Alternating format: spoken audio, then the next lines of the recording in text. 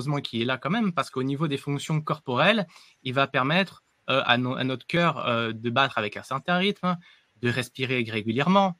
Il va y avoir un maintien au niveau du système nerveux.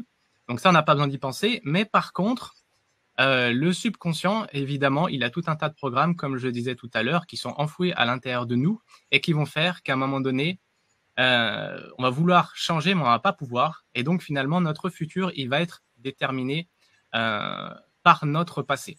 On va vouloir Alors, changer personnellement et parfois on va même vouloir changer les autres et c'est encore plus difficile puisque eux-mêmes ont leur propre programme. Donc déjà vouloir changer quelqu'un, ça vient aussi de notre programme et l'autre personne, si elle est programmée d'une telle manière, ça sera encore plus difficile de changer.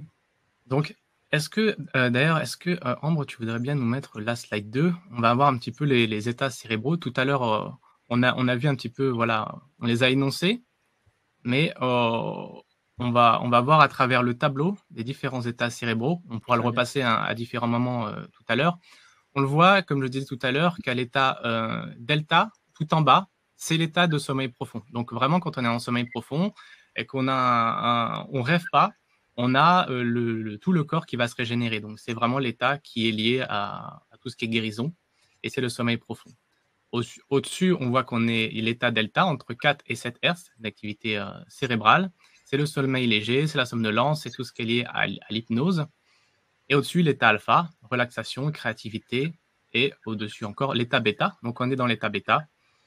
Et encore au-dessus, il y a l'état gamma, voilà, où il y a une activité cérébrale accrue. Il y a encore d'autres états. Là, c'est les états principaux. Il faut savoir que pendant la journée, on ne fonctionne pas tout le temps que dans un état.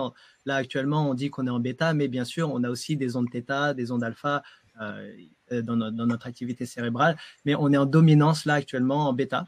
Et au-dessus du gamma, il y a aussi d'autres ondes. Il y a des ondes, il y a des activités qui vont au-delà de 100 Hz ou voire 200 Hz. Donc ça, c'est encore plus loin. Mais bon, là, c'est vraiment les états principaux qu'on retrouve.